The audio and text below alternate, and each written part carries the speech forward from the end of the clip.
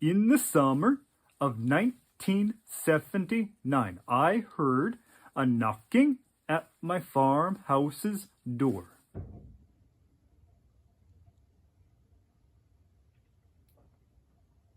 It sounded weak at first, as if perhaps the visitor did not know whether to knock at all. I thought it was just a squirrel scurrying across the porch, but then the knocking knocked louder and louder still. It became ominous by the time I reached the entry, so loud that I expected a Hell's Angel out there.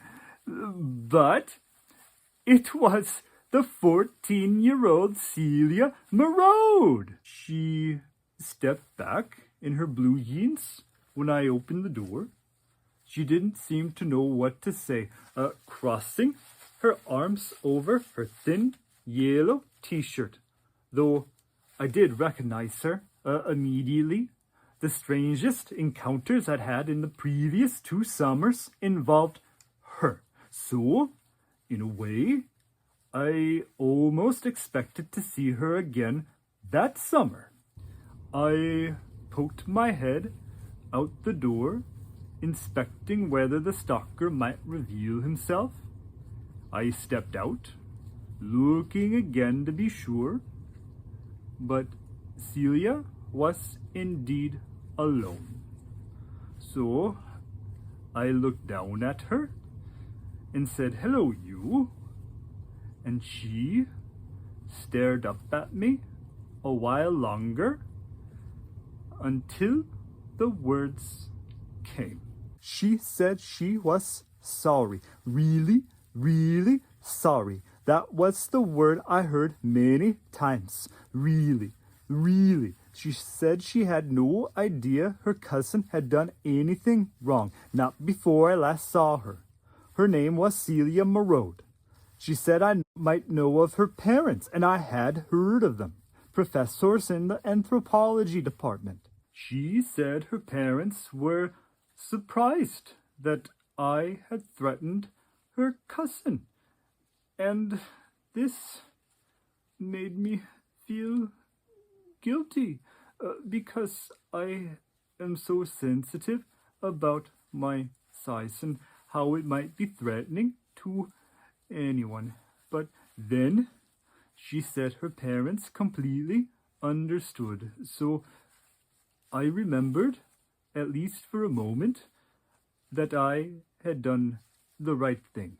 Celia repeated how she really did not know they were not invited. Really, really. She kept saying that word to emphasize how much of everything, her sorrow and her unfamiliarity with what was truly happening then. Really. She said her cousin was a liar, and he lies to everyone. She said she no longer spoke to him. She had disowned him. She didn't even allow him to attend their family's holiday dinners. Really. She just wanted to see the true silhouettes because she thought she saw them everywhere. She needed to know for sure. Her art classes had nothing like them. She wasn't interested in anything else at school, though the silhouettes weren't even school. She just needed to know if she truly saw Anna.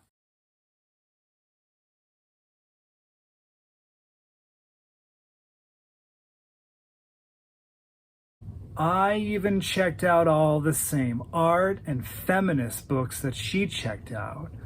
Or I sat in the UI library with her, flipping through feminist art magazines. That started because we'd hunted through the library almost daily looking for anything mentioning Anna.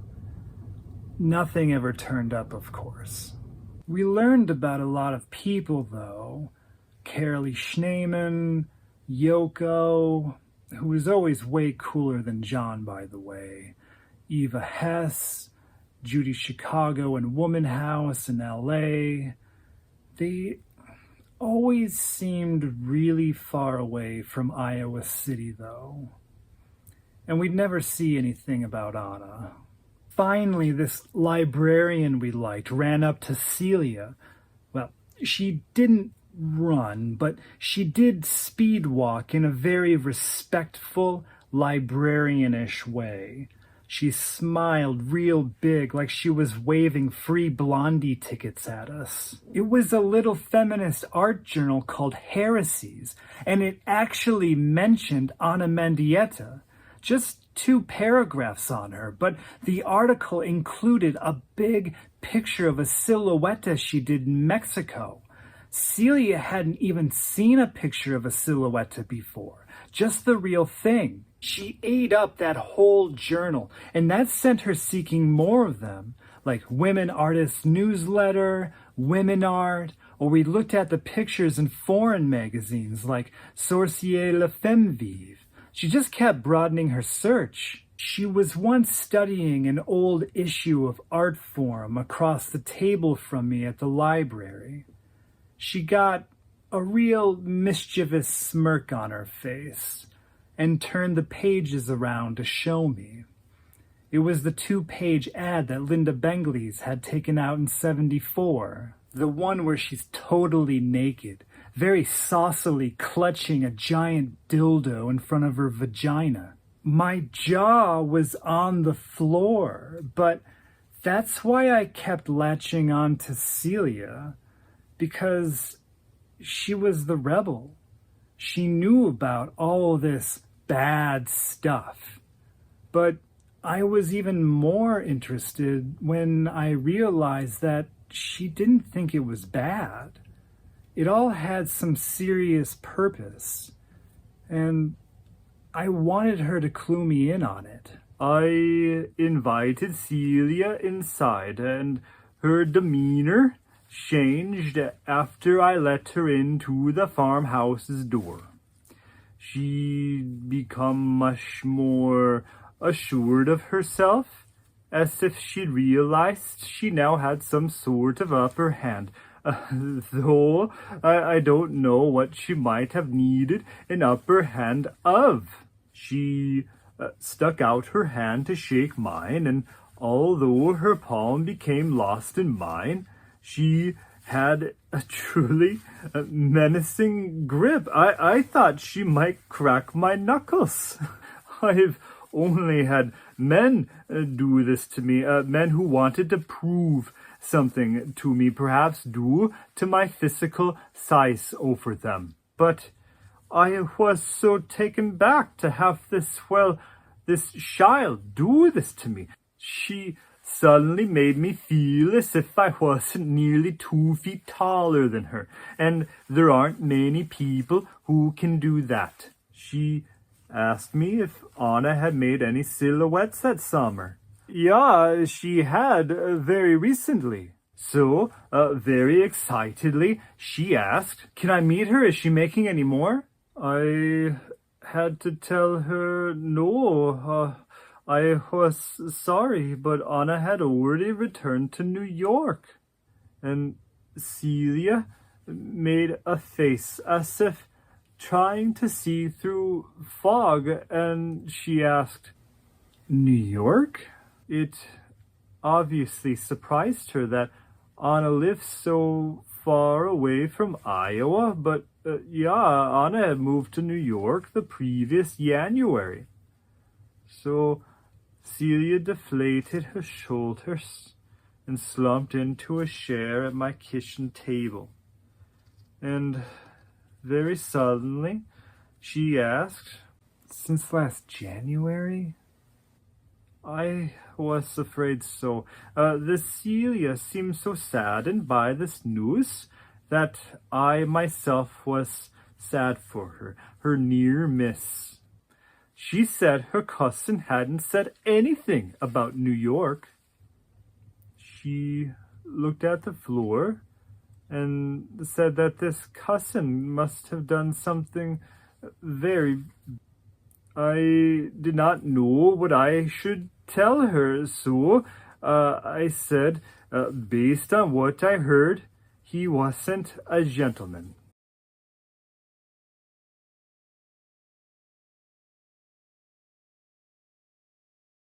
A stalker? What? I thought the big man was PO'd because I'd just stolen a bunch of canvases he just stretched. Like a whole bunch of them. He never said anything about me stalking Anna. A stalker.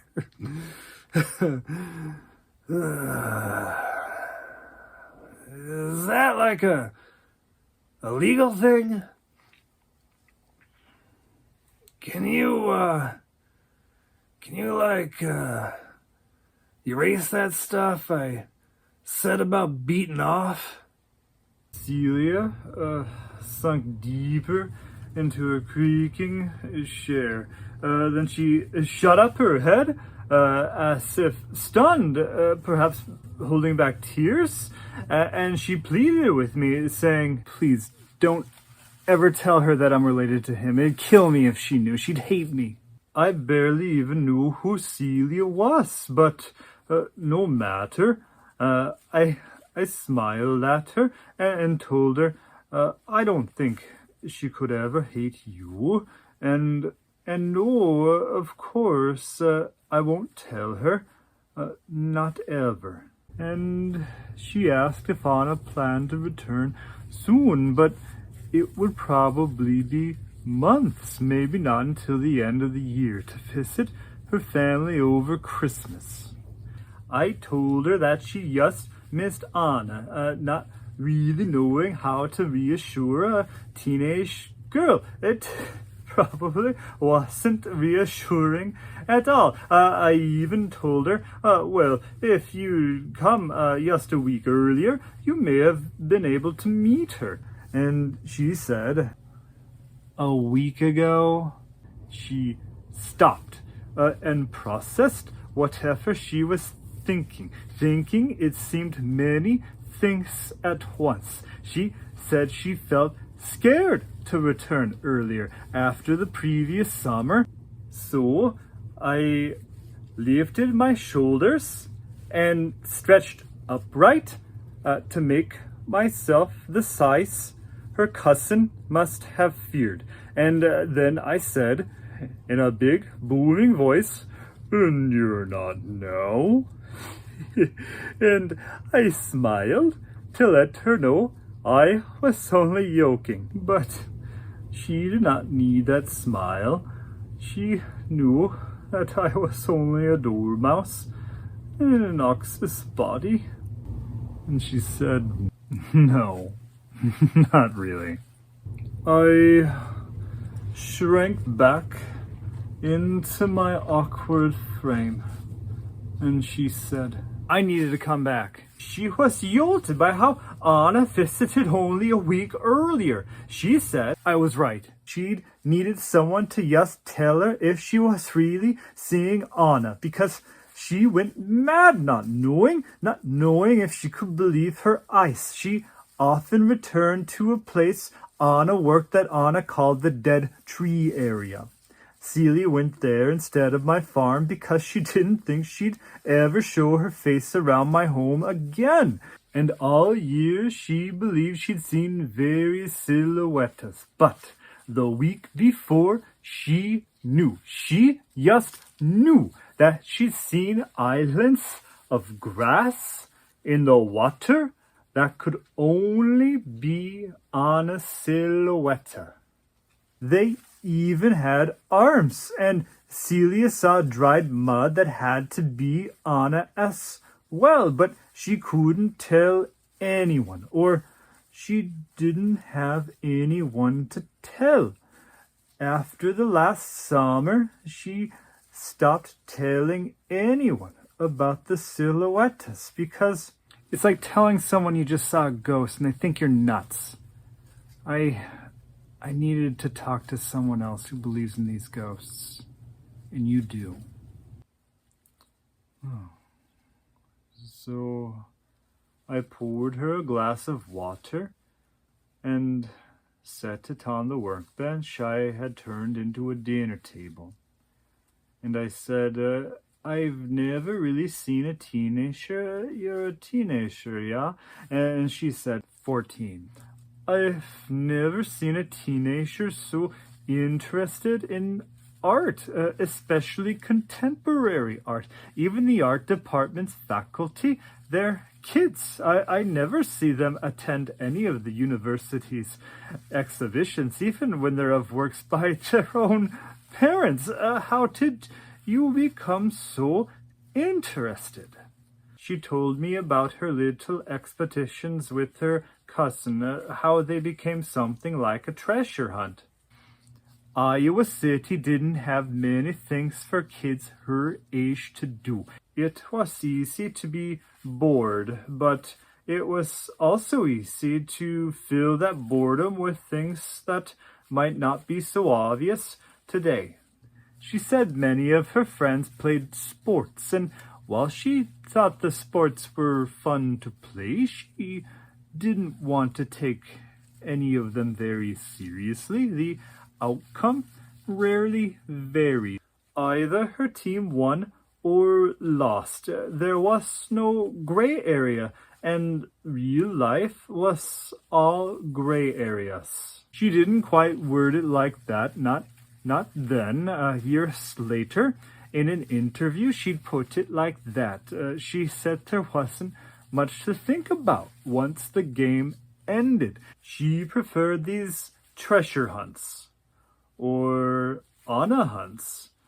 So she said, you never know how it's going to end. There's always going to be something new. So I said, it's not necessarily art that you like. It's the treasure hunt.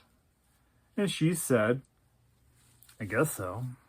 Well, that's a wonderful way to appreciate art, I must say. And she said she'd tried finding books about Anna's type of art, but there weren't any.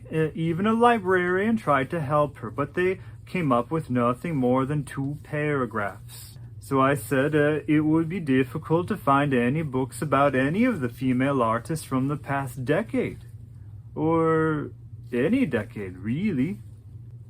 But I said, we can see what she recently made, and I know a great deal about them. I can tell you about them. She stood at the back door before I realized she left her seat. While leaning against the open door, she said, so tell me, when we walked across the property, I told her that Anna's work, the silhouettes and other pieces, appeared to be influenced by minimalism, conceptual art, performance art, the Viennese actionists, feminism, and, of course, land art. We crunched through the fallen branches in the woods, and she asked, What is that? And I thought she meant the sounds of the forest, but she meant the terms, the artistic terms. She didn't know what any of them meant. Her readings rarely actually define such things. So I began to explain minimalism, but I stopped, realizing that I wasn't sure how to define minimalism for someone just starting high school.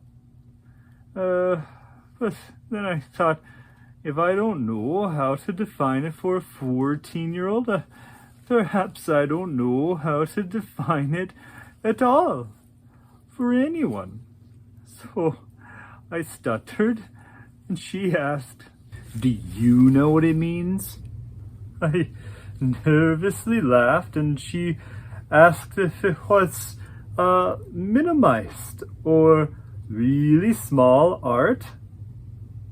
And I said it wasn't necessarily small. It could actually be quite large. And then I stopped at an oak tree. I said, let's say that you draw a picture of this tree. The picture would represent the tree, yeah? And she said, I can draw a tree. Yeah, well, you can draw a tree. We would all know that it is a tree. But let's say that a logger cuts down the tree and turns it into a wooden beam. A minimalist artist might buy the wooden beam and put it in a gallery. Maybe he leans it against a wall. And this would be his artwork. It wouldn't represent anything. It wouldn't mean anything. It would just be a wooden beam leaning up against a wall. Instead of allowing any meaning into the work, the minimalist artist tries to avoid any representation. The artist tries to minimize any meaning. What you see is what you see, as Frank Stella said. So Celia thought for a moment before we continued walking.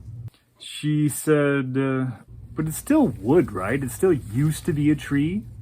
I said, I suppose so, yeah. So she threw up her hands and said, it has to mean something then. Deforestation. Where did the artist buy it? How did he pay for it? Did he plant a tree to replace it? Oh, I said, I guess the minimalist artist doesn't want you to think about that. She said it sounded like a scam. And she pointed out how honest silhouettes are supposed to look like her silhouette. So she said, so they represent her, right? I thought she might be smarter than some of my own students.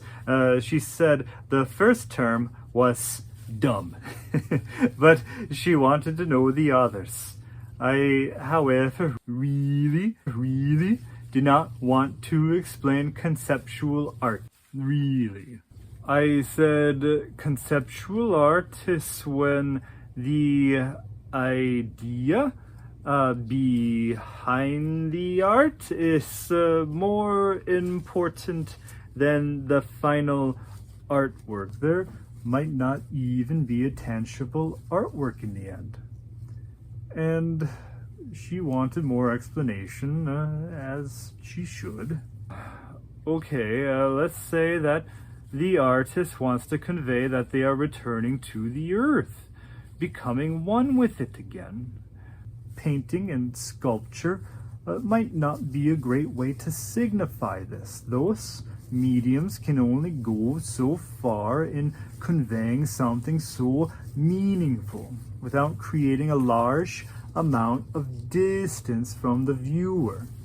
Let's say that the artist instead uses gunpowder laid out in the shape of their body, and they ignite it, allowing the ash to then meld with the earth.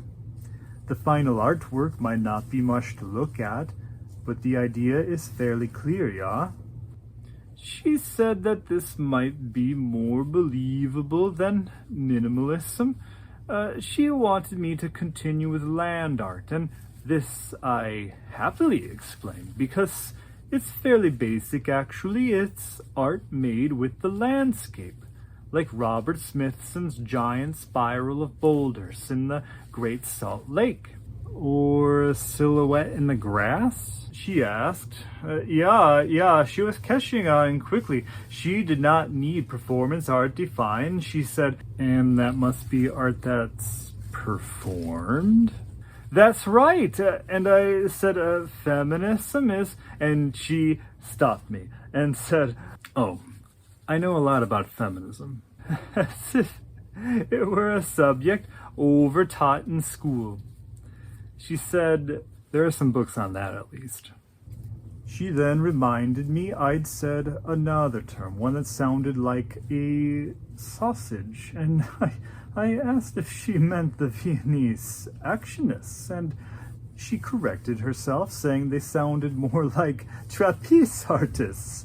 I told her they were actually a group of German artists. They did performances as well, but they stood out for the violence in their work. Some of their works could be considered self-torture. They used blood, sometimes their own. It was quite shocking. And she asked, like Anna's rape scene? How could she possibly know about rape scene? I thought she might be teaching me before we reached the silhouette. Then the two of us walked along the creek until we came upon Vulcan. A week earlier, Anna had piled up a mound of dirt, little more than a foot tall.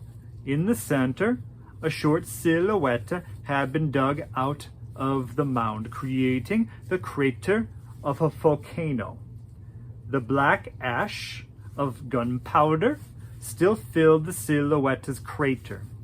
Tall grass wrapped one edge of the volcano's base. A fallen tree dipped into the creek behind it. Wildflowers bloomed on both sides of the water, and trees reflected in the slow moving current. And I told Celia it was truly wonderful to see it lit up. The powder was actually white. Anna's brother used a burning match to light it here, and I pointed at the foot of the silhouette, and white smoke immediately plumed from the bottom.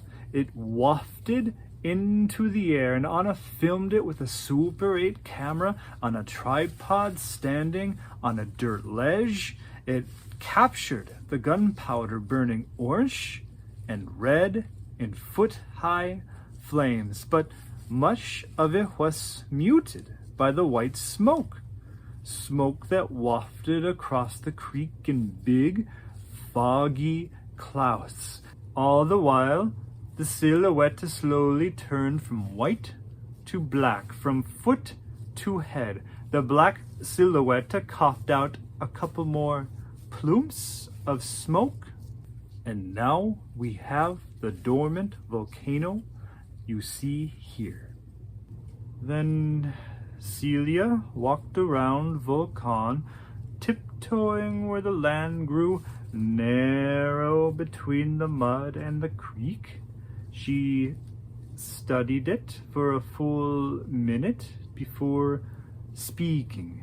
Then, still eyeing it intently, she began to say, well, I guess it's conceptual because the idea of going back to the earth is more important than what's left here, and it's land art because she used the land to build it. It's feminist because it's her body, and it's a performance because the burning needed to be performed before it was finished. And I don't think this is like the trapeze artist, though. It's not shocking, and I'm not sold on it being minimalism. There's a lot going on here, but I'm into it. I smiled at Celia's fast analysis. But, she said, she filmed it, right? Yeah, she did. She gave me an impish little grin, knowing much better than I just how important her next question would be. So which one of your terms does film fall under?